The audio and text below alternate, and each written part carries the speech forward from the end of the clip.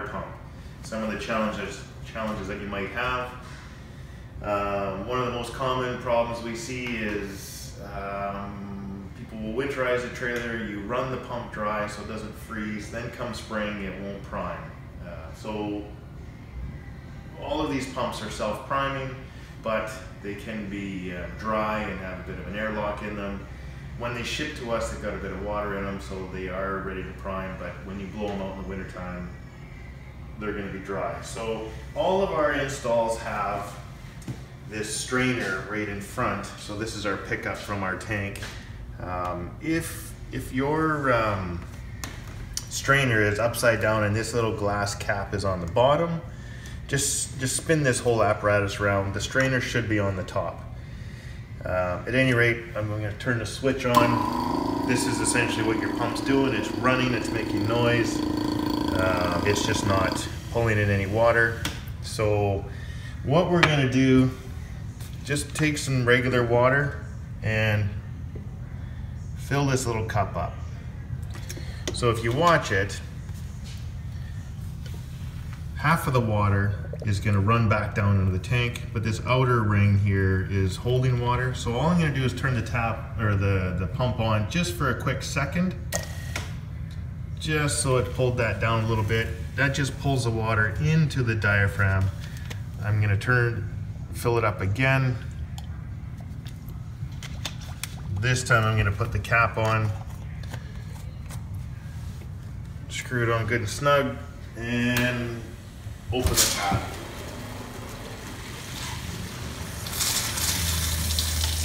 That's, in 9 times out of 10, that's all it takes, and away you go.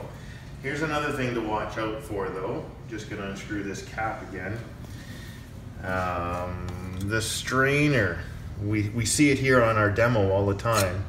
This little strainer gets a little bit of, I don't know, build up, just gums up. It looks clean, but it's got a film on it. So just take this out every now and again and underneath some clean water, give it a bit of a clean, and it'll get going. We've noticed every now and again when we're using this as a demo, it'll kind of be spurty, not smooth flowing. We take that out, clean it out, and away we go again. So that should get that part running.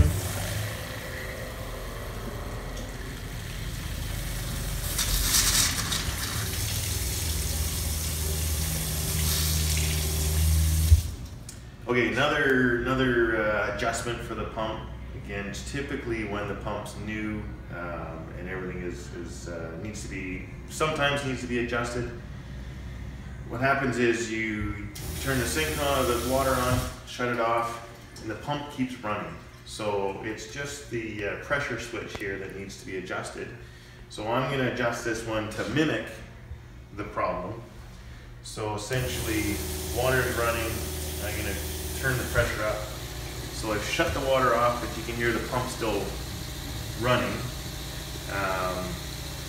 So this little Allen key, which is just right beside the 2 red wires here, this is a 5/64 Allen key. So in this case, just a quarter turn counterclockwise till it shuts off.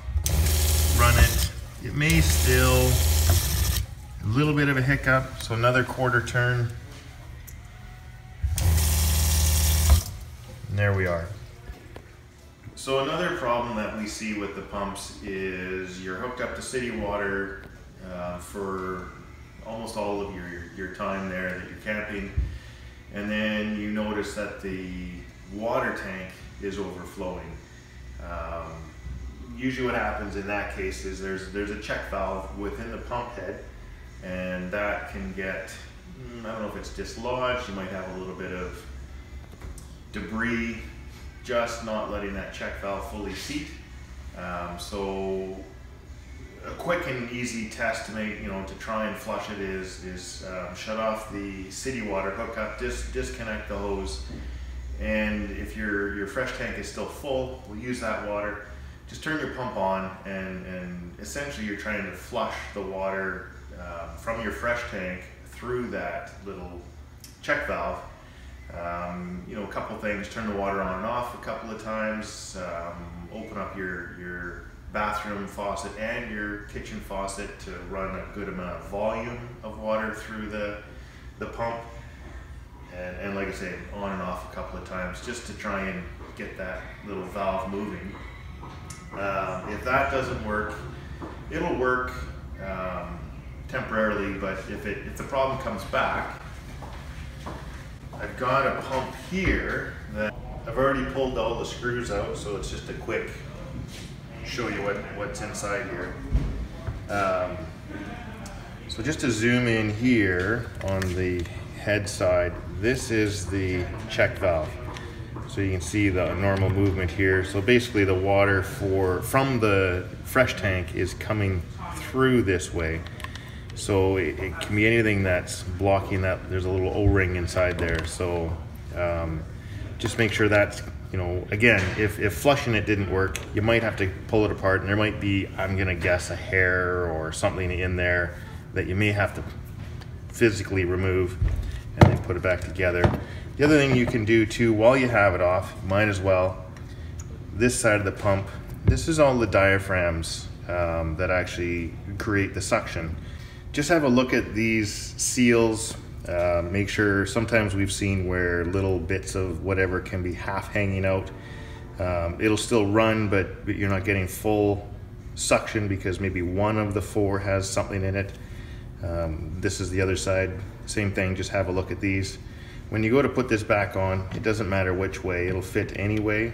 Doesn't create problems. And then just make sure that you've oriented this back on. You really can't mess it up because the wires are attached. You can't twist it because it won't let you, but basically the wires should be pointing the feet. Put the screws back in and you're back in business.